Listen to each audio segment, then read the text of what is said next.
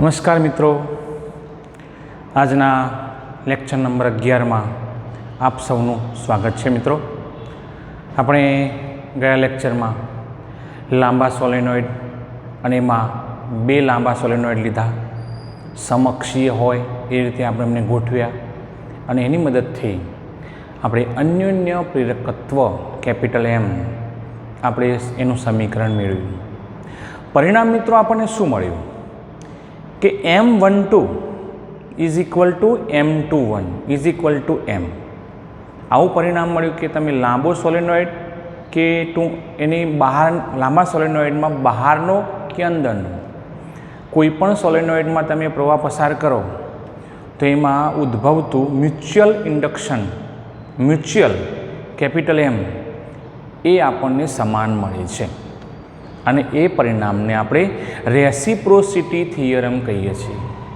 Reciprocity theorem, પારસ્પરિકતા પ્રમેય જે છે એ આપણને ત્યાં એ સંદર્ભમાં જોવા મળે છે.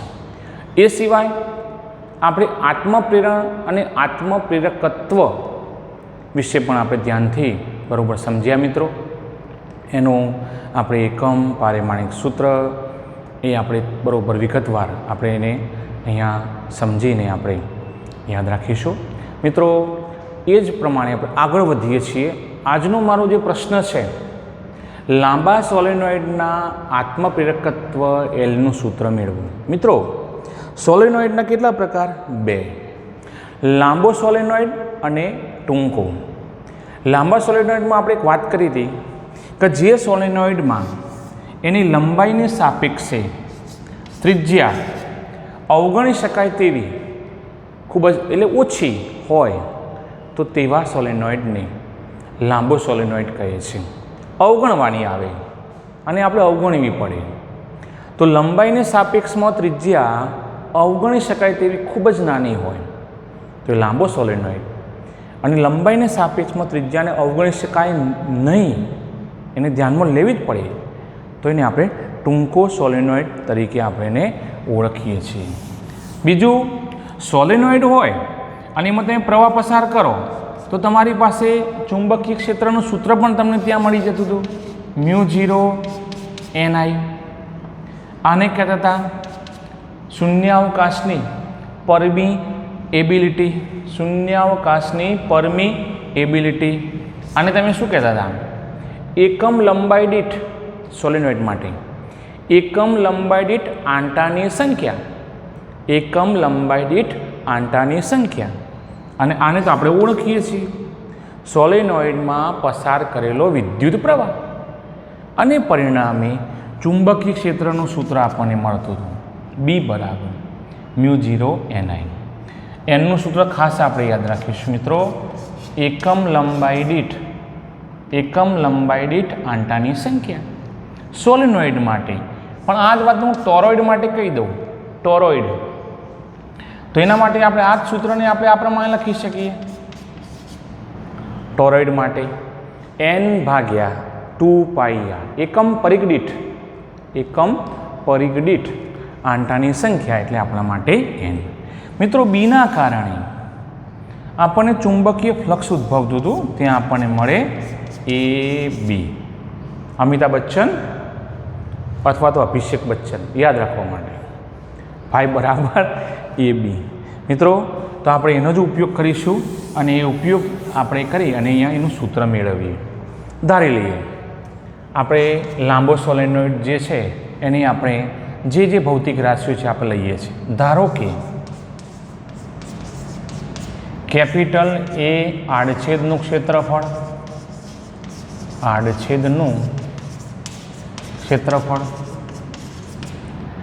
L લંબાઈ અને જેમાંથી I પ્રવાહ પસાર કરવામાં આવે તેવું લાંબો સોલેનોઇડ.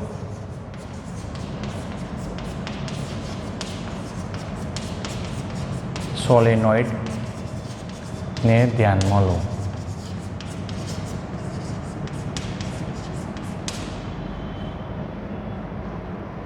ખ્યાલ આવી ગયો? 3 રાશિઓ ધારીએ આપણે. કેપિટલ એ આડછેદનું ક્ષેત્રફળ.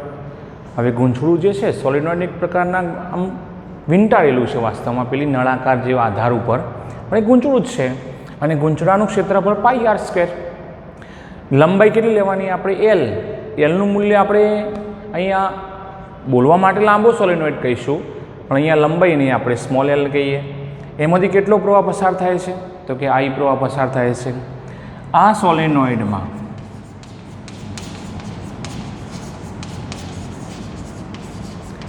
કુલ આંટાની સંખ્યા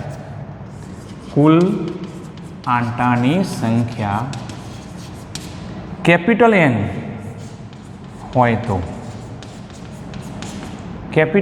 હોય તો ચલો એકમ લંબાઈ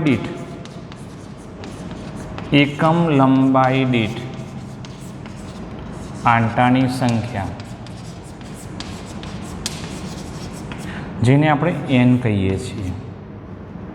એનનું સૂત્ર શું આવે? એન ભાગ્યા એલ. પરથી એન બરાબર શું થાય?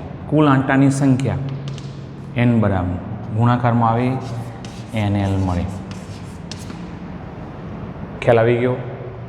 હવે આપણે એ જ સોલેનોઇડમાં આપણે આઈ જેટલો પ્રવાહ પસાર કરીએ છીએ, કેપિટલ આઈ જેટલો. પરિણામીના ચુંબકીય ક્ષેત્રમાં આપણને એક સૂત્ર દ્વારા મૂલ્ય મળશે. આપણે કહીશું આઈ પ્રવાહને લીધે ઉદ્ભવતું ચુંબકીય ક્ષેત્ર બી બરાબર મ્યુ 0 એન આઈ. પણ એનની કિંમત તમે જાણો છો શું છે? એન ભાગ્યા એલ. એ તો આપણે મૂકીશું જ ત્યાં. ચલો આના કારણે પરિણામે ચુંબકીય ફ્લક્સ આપણા માટે ફાઈ બરાબર એ બી. એનું મૂલ્ય આપણે પાઈ આર સ્ક્વેર લેવું એટલે લેવાય. ધારો કે હાલ પૂરતું આપણે એ રાખીએ છીએ. અને બીની કિંમત મ્યુ 0 એન આઈ. ખ્યાલ આવી ગયો? Mu 0 N I. હવે એને એન આંટામાં લઈ જવું છે. જો સોલેનોઇડમાં કુલ આંટાની સંખ્યા એન હોય, એન આંટા માટે આપણને ફ્લક્સ જે છે, કુલ ફ્લક્સ બરાબર શું મળે બોલો? N phi. તમે અહીંયા બી લખશો ચાલશે, નહીં બતાવો તો પણ ચાલે. આપણે અત્યાર સુધી બી તરીકે અમુક પ્રશ્નોમાં લીધો છે ને અમુક પ્રશ્નોમાં આપણે નથી લીધો, પણ એ આપણને ખ્યાલ છે ચુંબકીય ફ્લક્સ છે એમ. તો બરાબર આપણે અહીંયા મૂકીએ તો N A mu 0 N I. ચલો મિત્રો, ખ્યાલ આવી ગયો? હવે જ્યારે સોલેનોઇડના પોતાનામાં જ્યારે આઈ પ્રવાહ પસાર થાય, પરિણામે એ સોલેનોઇડ એ ગૂંચળું સ્વયંચુંબક તરીકે વર્તે અને પરિણામે એના ચુંબકીય ફ્લક્સમાં ફેરફાર થાય. આ ફેરફાર તેમાંથી પસાર કરેલા પ્રવાહના સમપ્રમાણમાં હોય છે. એટલે આપણે કહીએ એન ફાઈ બી ચલે છે આઈ. પસાર કરેલા પ્રવાહના સમપ્રમાણમાં હોય છે, માટે એન ફાઈ બી બરાબર બોલો એલ આઈ. એલને આપણે સમપ્રમાણતા અચળાંક કહીશું અને પર્ટિક્યુલર આપણા પ્રશ્નમાં એને આત્મપ્રેરકત્વ કહીશું. આપણે એનું સૂત્ર મેળવવું છે મિત્રો. તો આપણે એલને આપણે ઓળખી લીધો. ચલો, એલ બરાબર શું થશે? એન ફાઈ બી યસ ભાગ્યા આઈ. એન ફાઈ બી ભાગ્યા આઈ. ચલો કિંમતો મૂકીએ છીએ આપણે. એન, ચલો એનની જગ્યાએ હું કિંમત મૂકી તો ચાલશે ને? તમને ખ્યાલ આવી જશે ને એન બરાબર શું લેવાનું છે આપણે? બોલો. એન એલ પછી ફાઈ બી. તો ફાઈ બીનું મતલબ આપણો આવો થશે. આપણા માટે ફાઈ બી મેં એનનું કિંમત તો મૂકી દીધી અહીંયા, એટલે ફાઈ બીની કિંમત આ લઈને તો ભૂલ ના પડે તમારે. એ ચલો પછી μ0 ni ભાગ્યા i જોઈ લો આપણે n ફાઈબરની કિંમત મૂકી એમાં n ની કિંમત આપણે મૂકી દીધી n ની કિંમત nl છે તો મેં અહીંયા nl મૂકી દીધું બરાબર ચલો એની જગ્યાએ a અને કૌંસ એમના એમ ભાગ્યા i આ સૂત્રમાં કોનો લોપ થશે બોલો આઈનો લોપ થશે માટે l બરાબર ચલો બોલીએ μ0 n square μ0 n square l a μ0 n square l a આ બધું હવે અચળ છે બધું અચળ છે તમે એકવાર સોલેનોઇડ લઈ લો પછી એકમ લંબાઈ દીઠ આંટાની સંખ્યા એ પણ અચળ થઈ જાય l આપણે લંબાઈ આપણે બદલતા નથી સોલેનોઇડની વારંવાર પ્રવાહ આપણે બદલતા જઈએ છીએ પ્રવાહ ચાલુ બંધ કરીએ વખતે પ્રવાહ પણ તમે જો પ્રવાહથી સ્વતંત્ર છે મિત્રો એટલે તમે પ્રવાહ ચાલુ બંધ કરશો તો એમાં આપણને એ મૂલ્યમાં ફેરફાર થાય તો પણ કંઈ ફરક પડશે નહીં એ પણ અચળ છે આવું કહેવાય એલ ચલે છે n સ્ક્વેર એલ ચલે છે એલ ચલે છે કેપિટલ એ આ શૂન્યાવકાશ માટે છે ભાઈ શૂન્યાવકાશ માટે માધ્યમ કેવું છે શૂન્યાવકાશ હવા પણ જો આ સોલેનોઇડમાં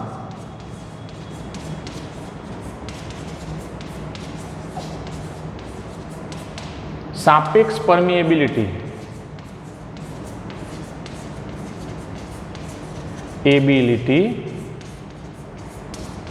μr વાળું માધ્યમ લઈએ તો ચલો આ જ સૂત્રને મારે લખવું છે શું લખાય l બરાબર આત્મપ્રેરકત્વ l બરાબર પછી મારે મ્યુ લખાય mu n square l a જ્યાં મ્યુ છે શું તો મ્યુ બરાબર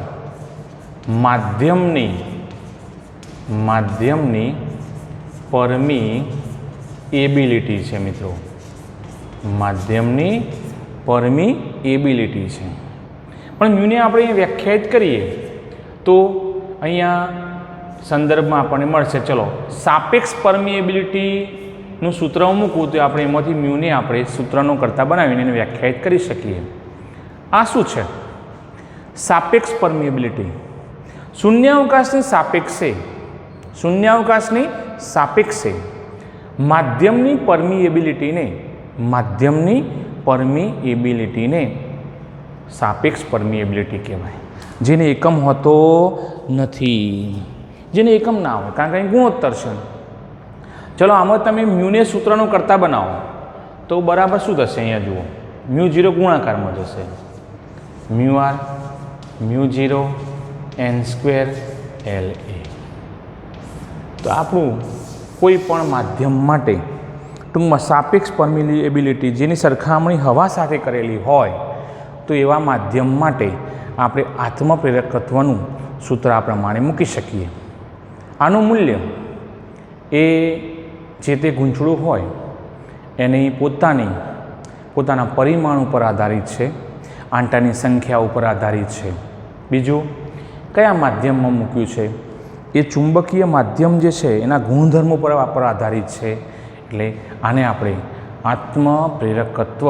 તરીકે મિત્રો ઓળખીશું સ્ક્રીનશોટ લઈ લેજો તમે અને પ્રમાણે લખી દેવાનું થાય તેનું મૂલ્ય કોના ઉપર આધારિત છે તો આપણે કહી શકીએ મિત્રો આ સૂત્ર પરથી જ કહેવાનું છે આની અંદર આપણને પેલો કેપિટલ એન આવી જાય એટલે આપણે કહીએ એક તો આંટાની સંખ્યા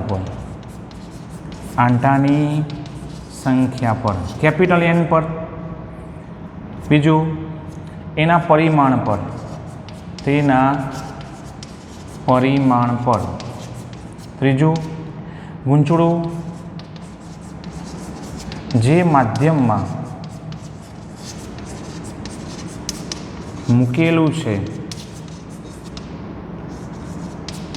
તેના ચુંબકીય ગુણધર્મ પર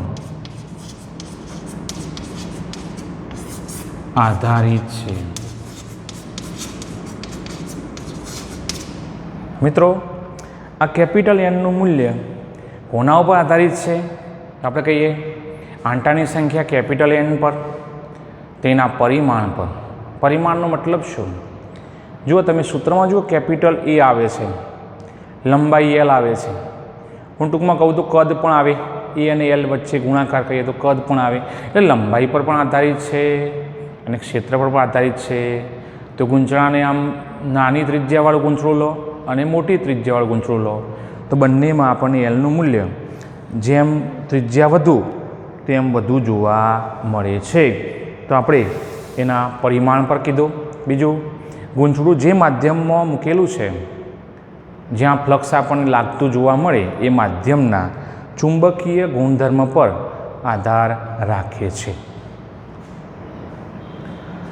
ચલો મિત્રો, આગળનો એ પ્રશ્ન જોઈએ. પ્રશ્ન છે આપણો માટે ખાસ મહત્વનો, ઇન્ડક્ટરની વ્યાખ્યા આપો. ઇન્ડક્ટરની વ્યાખ્યા લખો, કંડક્ટર નહીં, ઇન્ડક્ટર. અને ઇન્ડક્ટર માટે, ઇન્ડક્ટર એટલે ગૂંચળું માટે સ્થિતિ ઉર્જાનું સૂત્ર મેળવો. મિત્રો, સ્થિતિ ઉર્જાનો સંકેત તમને ખબર છે, યુ. અહીં કઈ સ્થિતિ ઉર્જા મળશે? ચુંબકીય સ્થિતિ ઉર્જા, કારણ કે ઇન્ડક્ટરમાં આપણે ચુંબકીય ગુણધર્મો જ ઉલ્લેખ કરવાનો છે. આવા ઇન્ડક્ટરની આપણે અહીંયા પહેલાં વ્યાખ્યાયિત કરીએ. તો ચલો પહેલાં આપણે એની વ્યાખ્યા લખીએ. ઇન્ડક્ટર પરિપથ હોય, પરિપથનો જે ઘટક આત્મપ્રેરકત્વ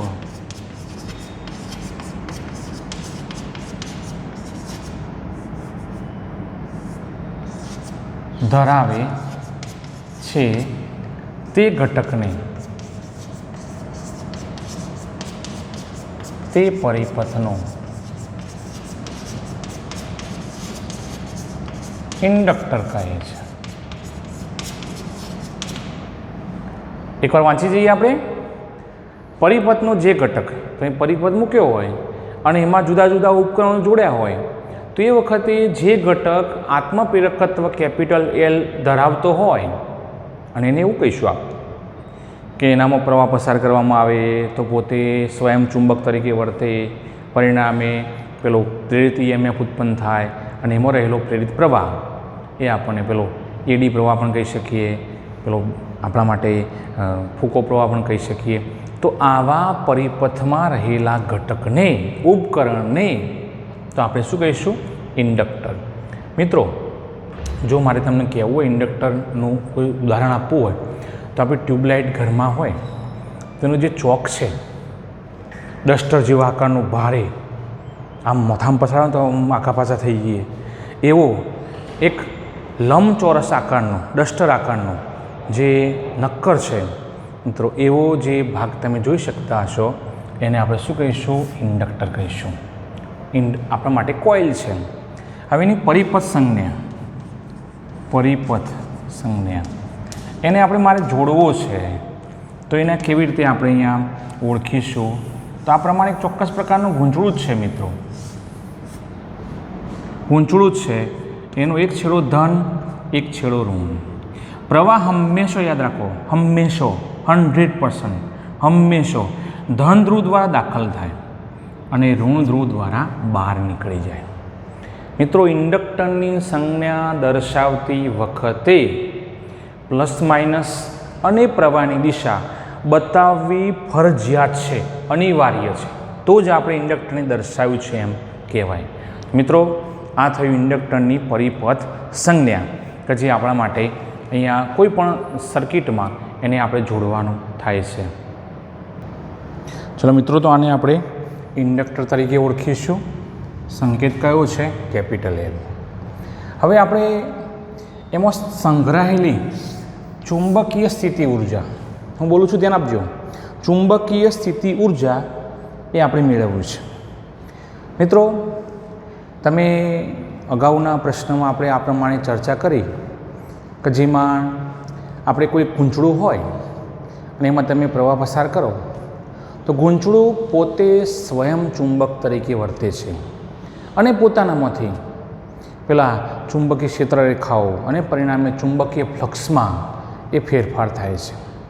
ચુંબકીય ફ્લક્સમાં થતા ફેરફારને લીધે એમાં પ્રેરિત EMF ઉદ્ભવે છે. મિત્રો, આ પ્રેરિત EMF એટલે વાસ્તવમાં એમાં રહેલો પ્રેરિત પ્રવાહ એટલે એડી પ્રવાહ જેને કારણે ઉત્પન્ન થયો છે. કોના કારણે? પેલા પ્રવાહના કારણે, ચુંબકીય ફ્લક્સમાં થતા ફેરફારને કારણે એનો જ વિરોધ કરે છે. આવા બીજા નંબરના EMFને આપણે જે વિરોધ કરે છે એવા, પહેલું આપણું EMF હતું જે આપણે બેટરી દ્વારા પ્રવાહ પસાર કર્યો. આવા જે બીજા નંબરના જેનો મુખ્ય આશય એ પ્રવાહ જેમાં વધારો એ ઘટાડો થતો હોય, આપણે પ્રવાહ વધારીએ અથવા પ્રવાહ ઘટાડીએ તો એ વખતે એનો વિરોધ કરે છે. આવા EMFને એક નામથી આપણે ઓળખીશું, એને કહેવાય છે બેક EMF. શું કહીશું મિત્રો? Back EMF. જે પેલા પ્રેરિત EMF જ છે પણ એનો મુખ્ય આશય એ આપણા EMF એટલે કે પ્રવાહની ગતિ અથવા પ્રવાહના વધારા ઘટાડાનો વિરોધ કરે છે. આને એક બીજા નામથી ઓળખીશું તો પણ લખાય પ્રતિ EMF. જેમ પ્રતિબળ હોય, પ્રતિપ્રવેગ હોય એ પ્રમાણે પ્રતિ EMF છે. મિત્રો, આ EMF જે પ્રેરિત થયો એના કારણે ચુંબકીય ફ્લક્સના મૂલ્યમાં એનો વિરોધ થતો હોય તો એની વિરુદ્ધમાં, આની વિરુદ્ધમાં આપણે જો એમાં સતત પ્રવાહ I પસાર કરવાનો થાય તો આપણે આની વિરુદ્ધમાં કાર્ય કરવું પડે. અને કાર્ય કરીશું જે આપણા દ્વારા એ પેલા ગૂંચળામાં સંગ્રહ પામે એવી સંગ્રહાયેલી ઉર્જાને ચુંબકીય સ્થિતિ ઉર્જા અથવા તો માત્ર સ્થિતિ ઉર્જા તરીકે આપણે એને ઓળખીશું. મિત્રો, આ જે બેક EMF જે છે અને એને કારણે જે કાર્ય કરવું પડશે મિત્રો, એના પહેલાં આપણે જે કાર્યનું સૂત્ર મેળવવાનું છે એ આપણે સમજી લઈએ. ધારો કે તમે ભણી ગયા છો જૂલનો નિયમ, બરાબર? સમજજો મિત્રો, આ નિયમ ઉપરથી પછી હું સીધો અહીં સૂત્ર મૂકી દઈશ. જૂલનો નિયમ W બરાબર VQ. W બરાબર VQ. ક્યુ સ્મોલ લો કે કેપિટલ લો, એને આપણે અહીંયા વિદ્યુત ભાર તરીકે લેવાનો છે. હવે યાદ રાખો, યુ આકારનો વાહક લીધો હતો આપણે, એના ઉપર L લંબાઈનો આપણે PQ સળિયો લીધો હતો. સળિયાને વિવેગથી કાં તો ડાબી બાજુ કાં તો જમણી બાજુ આપણે એને ગતિ કરાવતા હતા ચુંબકીય ક્ષેત્રને લંબરૂપે. તો એમાં પ્રેરિત પ્રવાહ ઉત્પન્ન થતો હતો. અને પ્રેરિત પ્રવાહ કેમ ઉત્પન્ન થતો હતો? તો સળિયા PQમાં એવી રીતે બળ લાગતું હતું કે ઇલેક્ટ્રોન કોઈ એક છેડા તરફ ગતિ કરે, પરિણામે એની વિરુદ્ધમાં ધન વિદ્યુત ભાર ખુલ્લો થતો હતો. એટલે એક છેડો સળિયાનો ધન ધ્રુવ, બીજો છેડો ઋણ ધ્રુવ, એટલે બેટરી નિર્માણ પામતી હતી. પરિણામે ત્યાં આપણને પ્રવાહ નિર્માણ એટલે કે પ્રેરિત થતો જોવા મળતો હતો. એની પાછળનું કારણ વિદ્યુત ભાર. મિત્રો, વિદ્યુત ભારે ઇલેક્ટ્રોન એક સાથે નથી આવી જતા, એમનો આવવાનો દર પણ ધીમો ધીમો હોય છે. એટલે કરેલું કાર્ય એમાં એ આપણને આવું મળે. જો ખ્યાલ આવી ગયો? હું અહીંયા વીને હવે E તરીકે લઈશ, કારણ કે આપણે EMF કહેવું છે. સમય સાપેક્ષે બંનેનું મૂલ્ય આપણે લઈ લઈએ. હવે તમે આને જાણો છો, dq ભાગ્યા dt એટલે એકમ સમયમાં પસાર થતા વિદ્યુત ભારો એ આપણને શું રચીને આપે છે? પ્રવાહ. તો આપણે કહીશું આવા ગૂંચળામાં પેલા પ્રેરિત EMFને લીધે જે અંદર આપણને પ્રવાહના વધારા ઘટાડાનો વિરોધ થાય છે એની વિરુદ્ધમાં આપણે પ્રવાહ સતત પસાર કરવાનો થાય તો કરેલું કાર્ય dw ભાગ્યા dt બરાબર, જોજો પેલામાં અહીંયા આની જગ્યાએ આપણે આ મૂક્યો છે એટલે સૂત્ર શું થશે? EI. મિત્રો, આને હું માનાંકમાં મૂકું છું. કેમ? ઠંડી વધારે છે એટલે ના, ઠંડીનું અહીં કોઈ કારણ નથી, પણ ઈનું મૂલ્ય આપણે જાણીએ છીએ ઇન્ડક્ટરના અથવા તો આત્મપ્રેરકત્વના સંદર્ભમાં -L di/dt, એટલે માઇનસ ચિહ્ન એ વિરુદ્ધ લેન્ઝના નિયમની હાજરીને કારણે મળે છે. પરિણામે આપણે અહીંયા મૂલ્ય કાર્ય એ અદિશ રાશિ છે, એટલે આપણે સ્થિતિ ઉર્જા અદિશ રાશિ છે, એટલે આપણે અહીંયા દિશાનું મહત્ત્વ નથી, એટલે મૂલ્ય ધન લઈશું. તો પદ લખું છું dw/dt બરાબર, ચલો પ્લસ લખીને મૂકીએ L di/dt, કોની જગ્યાએ કિંમત મૂકીએ આપણે ઈની જગ્યાએ અહીંથી, અને ગુણાકારનો I જોઈ લઈએ તો આ પ્રમાણે આપણને મળશે મિત્રો. હવે જો ઉડતા પદો લોપ થતો હોય તો લોપ કરીએ. તો જુઓ બંને બાજુ સમયનો જે તફાવત છે સરખો છે, એટલે આવું મૂકી શકું dw બરાબર ચલો Li di. મિત્રો આને આપણે વ્યાખ્યાયિત કરેલો છે કે જે પરિપથનું નામ શું આપ્યું? ઇન્ડક્ટર છે. ઇન્ડક્ટર એ વાસ્તવમાં યંત્રશાસ્ત્રમાં એક એવી ભૌતિક રાશિ છે જે જડત્વનો ગુણધર્મ ધરાવે છે, સ્મોલ m દ્રવ્યમાન. તો કેપિટલ L એ ચુંબકીય ગુણધર્મોમાં આપણે કહીએ એ જડત્વનો ગુણધર્મ ધરાવે છે, કારણ કે એનું કામ જ એવું કે જેને કારણે ઉત્પન્ન થયો છે એનો વિરોધ કરે છે. જડત્વમાં પણ એવું, પોતાની સ્થિતિ બદલાય એવા કોઈ પણ પરિબળ હોય એનો વિરોધ કરે. તો યાદ રાખજો, આત્મપ્રેરકત્વ L એ દ્રવ્યમાન mને સમતુલ્ય છે. જો બંનેને સરખામણી કરીએ તો દ્રવ્યમાન mને સમતુલ્ય છે. મિત્રો ચલો અહીં ખબર પડી બધાને, ફરી જોઈ લો. જૂલના નિયમનો આપણે ઉપયોગ કર્યો, અને એ વખતે આઈનું મૂલ્ય આપણે dq/dt ની જગ્યાએ મૂક્યું. હવે આપણે એનું સૂત્ર જાણીએ છીએ. આ પ્રેરિત EMF છે, બેક EMF, પ્રતિ EMF, આવું નામ આપણે આપીશું, કે જેનો મુખ્ય આશય જ છે કે ભાઈ ઉત્પન્ન થયેલા જે પ્રવાહ એ જે છે એડી પ્રવાહ કહીશું આપણે, એનો મુખ્ય આશય આવો જ છે કે જે મેઇન જે પ્રવાહ આપણે જેના લીધે ઉત્પન્ન થયો છે એ પ્રવાહના વધારા કે ઘટાડાનો એ વિરોધ કરે છે. અને આપણે એની વિરુદ્ધમાં પ્રવાહને સતત મોકલવો હોય તો આપણે કાર્ય કરવું પડે. એ કાર્ય એની અંદર સંગ્રહાય છે. માટે આવી ઉર્જાને ચુંબકીય સ્થિતિ ઉર્જા U તરીકે આપણે ઓળખીશું ને આપણે એનું સૂત્ર મેળવવું છે. મિત્રો ખૂબ જ નાનું કાર્ય થયું. હવે આપણે કુલ કાર્ય શોધવું હોય, કુલ કાર્ય, તો આપણે આનું સંકલન કરવું પડે. સંકલન dw, સંકલન dw. મિત્રો દેખાય છે પહેલાં તો ઓકે, ચલો dw. હવે એની કિંમત મૂકી દો. સંકલન Li di, સંકલન Li di. ચલો હવે આપણી પાસે સંકલનની અંદર કેપિટલ L ને આપણે કહીશું આત્મપ્રેરકત્વ, જે સમપ્રમાણતા અચળાંક છે લઈને બહાર મૂકીએ.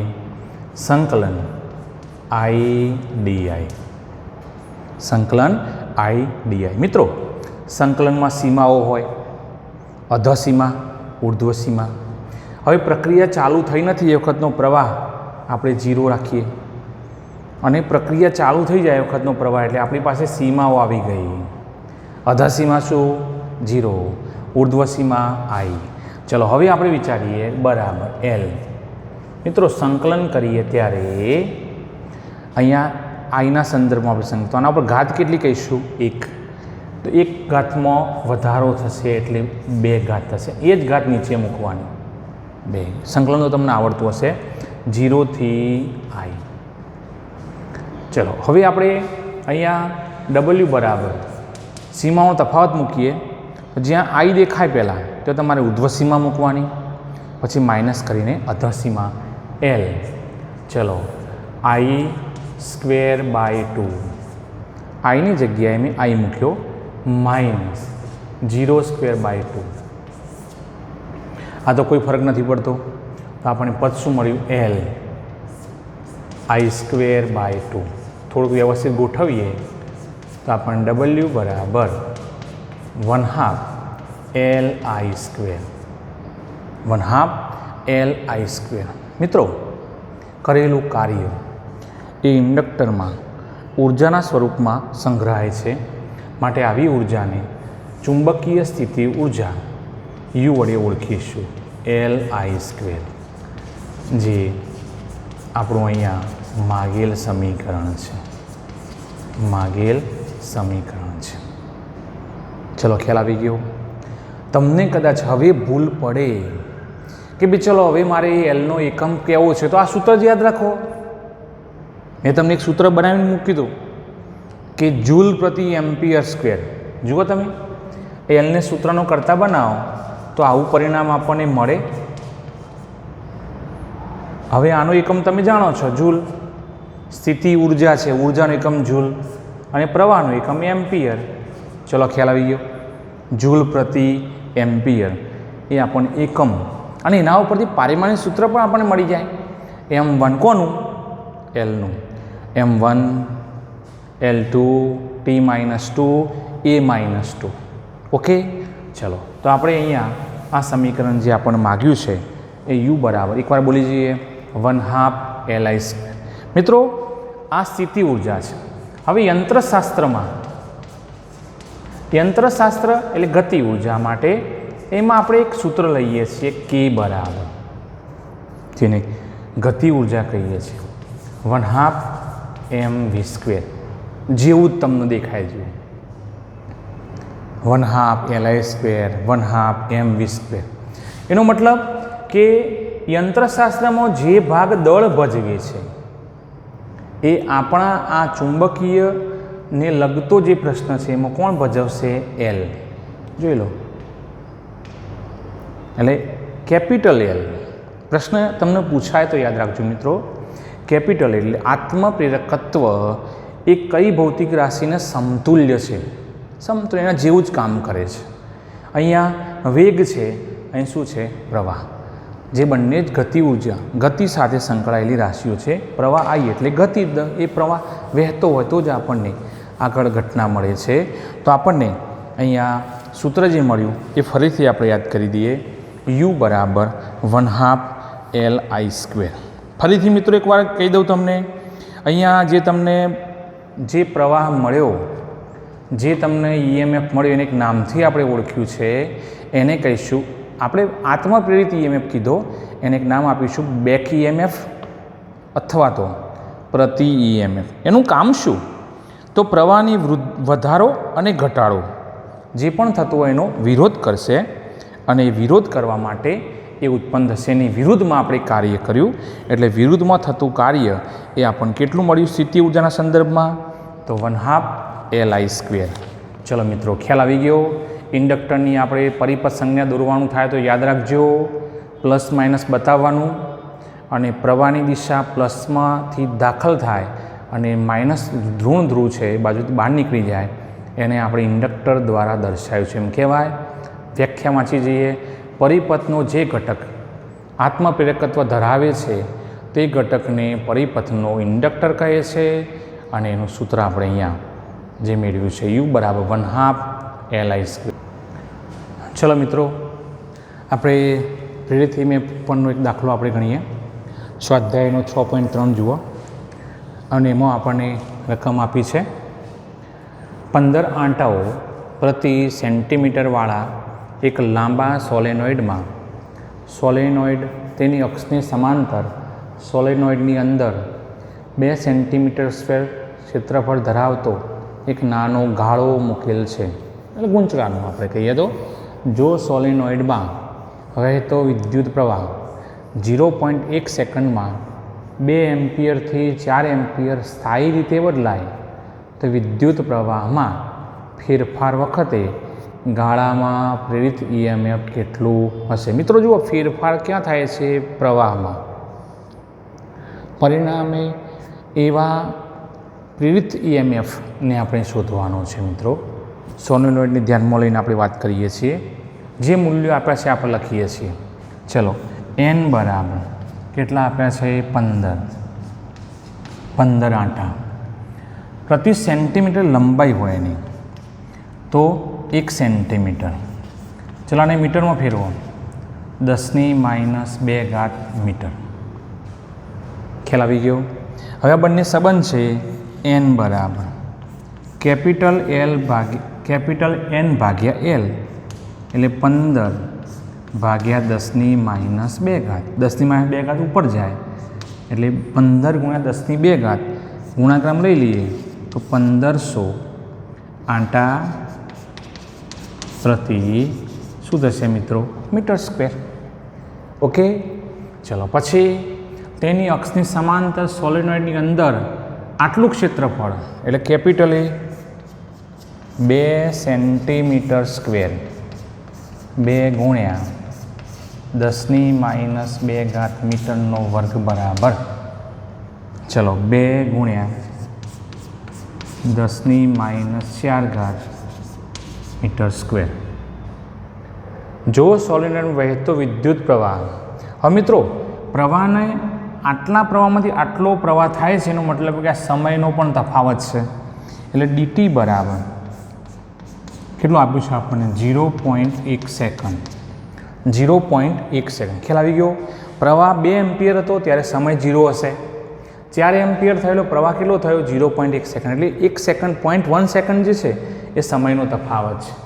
ચલો I1 બરાબર કેટલું આપ્યું છે આપણને? 2 એમ્પિયર. I2 બરાબર 4 એમ્પિયર. પ્રવાહનો ફેરફાર કેટલો થયો?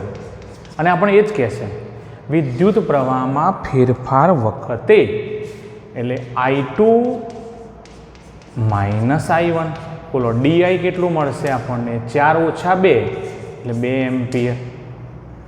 તો EMF શોધવું છે મિત્રો. સોલેનોઇડના કિસ્સામાં આપણે અહીંયા જવાનું છે. ફ્લક્સમાં ફેરફાર થશે, સોલેનોઇડમાં પ્રવાહ I પસાર થશે અને એમાં ફેરફાર થાય છે એટલે ચુંબકીય ફ્લક્સમાં પણ ફેરફાર થાય, પરિણામે પ્રેરિત EMF મળે. તો આપણે ધીમે ધીમે આપણે જઈએ. ચલો સોલેનોઇડ માટે એમાં પ્રવાહ I પસાર થવાથી I એટલે આપણા માટે I1 I2 બદલાવ થાય છે તો ચુંબકીય ક્ષેત્રમાં આપણને ફેરફાર જોવા મળે અને એનું સૂત્ર છે B બરાબર μ0 Ni. હવે તમે સમજી ગયા છો μ0 શું કહેશો? શૂન્યાવકાશની પરમિએબિલિટી. એનું મૂલ્ય ખબર તમને? 4π × 10⁻⁷. 4π × 10⁻⁷. ચલો આ ચુંબકીય ક્ષેત્રને લીધે કે જેમાં આપણને કેપિટલ N આંટા આપેલા છે, કેપિટલ N આંટાનું મૂલ્ય કેટલું છે? 15. જોઈ લો મિત્રો, આ 15 આંટાને આપણે એકમ લંબાઈ દીઠ આપણે કહીશું. એકમ લંબાઈ દીઠ આંટાની સંખ્યામાં આપણે રૂપાંતરિત કરી દીધું. તો આને કારણે મળતું ચુંબકીય ફ્લક્સ ફાઈ બરાબર અમિતાભ બચ્ચન AB માટે ફાઈ બરાબર, ચલો બીનું મૂલ્ય મૂકીએ μ0 Nia. ચલો આના ઉપરથી હવે ફેરાડેના નિયમમાં જઈએ. ફેરાડેના નિયમ મુજબ પ્રેરિત EMF E બરાબર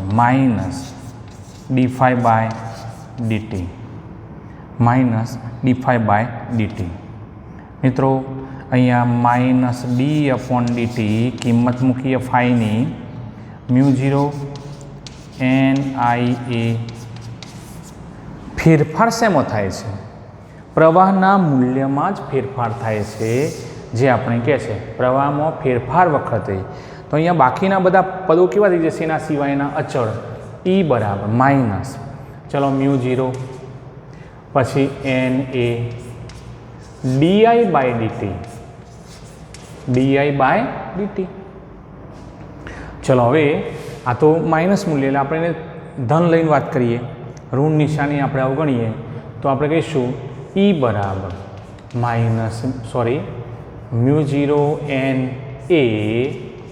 di/dt. કારણ બતાવીએ, ઋણ નિશાની અવગણતા. ઋણ નિશાની અવગણીએ. ચલો હવે આપણે એની કિંમત મૂકીએ. μ0 4π ગુણ્યા 10⁻⁷. μ0ની કિંમત મૂકી. ચલો એનની કિંમત જુઓ 1500. પછી ડીઆઈ કેટલું છે 2 ભાગ્યા 0.1. ડીટીનું મૂલ્ય કેટલું છે 0.1.